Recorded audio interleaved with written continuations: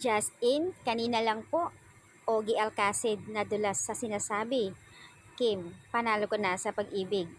Sabay kinilig naman si Kim, pero alam na ng lahat.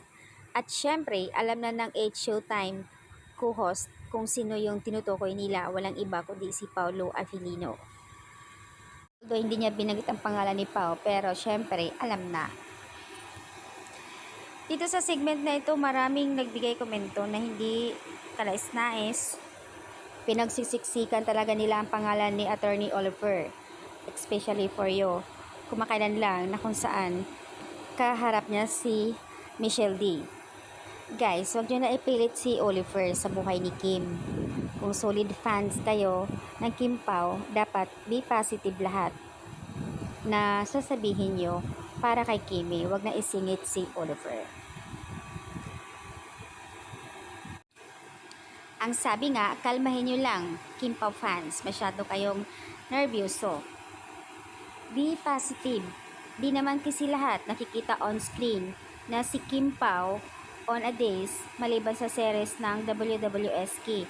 It doesn't mean na wala silang ugnayan or paki sa isa't isa. Meron po yan. Not all the time na need nila ipakita sa social media.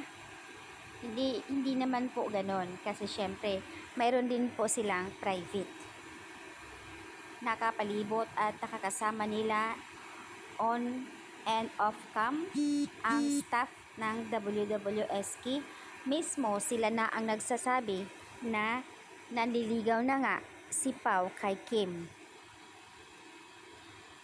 Regarding naman sa bashing kay Pao, dahil statement niyang gusto niyang makawork, sagot niya si Catherine. Pero guys, di nyo ba napansin na bago niya mabanggit ang pangalan ng iba, inuna niya muna si Kim. Pangalan ni Kim muna, sinabi niya na gusto niyang makakatrabaho ulit.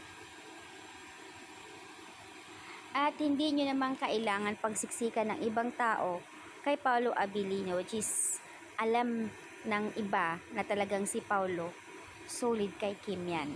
Doon ako naniniwala kay sa staff ng WWSK kasi nga alam nila galawan ng dalawa. Ito pa ang ikapanatag ng ibang Kim Pao fans. As far as I know, sa nakikita ko nakikita din ng iba, madami nagsasabi nito na parang ito na nga, naniligaw na nga si Pao kay Kimi. Na someone related sa staff ng WWSK, sinasabing nanliligaw na nga. Diba? Tapos inaantay pa daw ni Pao si Kim on set para ihatid.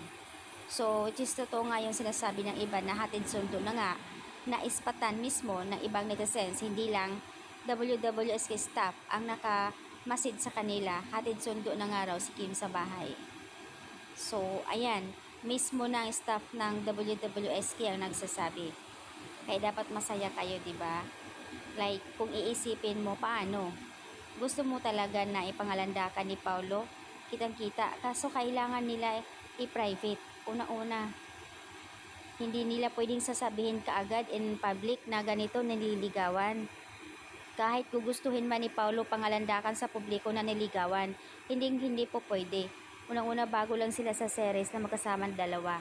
At may mga project pa silang inaabangan. Kapag ipangalandakan ito sa social media na sila na or niligawan, paano na yung project nila? So, yun yung pinoprotektahan nila yung project nila eh. Pero, alam na ng ibang mga fans talaga kung solid kayo Kim Pao fans. So, ayan yung dapat yung magiging positive dapat. Wag nang inirerito nyo si Kim kay Oliver sa mga searchers o sino-sino pa yung mga guest dyan sa Showtime. Wag ganun. Kumbaga yung iba kasi nakakatuwa naman. Yung iba kasi sa parang nirerito nila at may mga comment pa doon na bagay kikisyo kaya nababash doon si Kim. So dapat hindi ganun guys.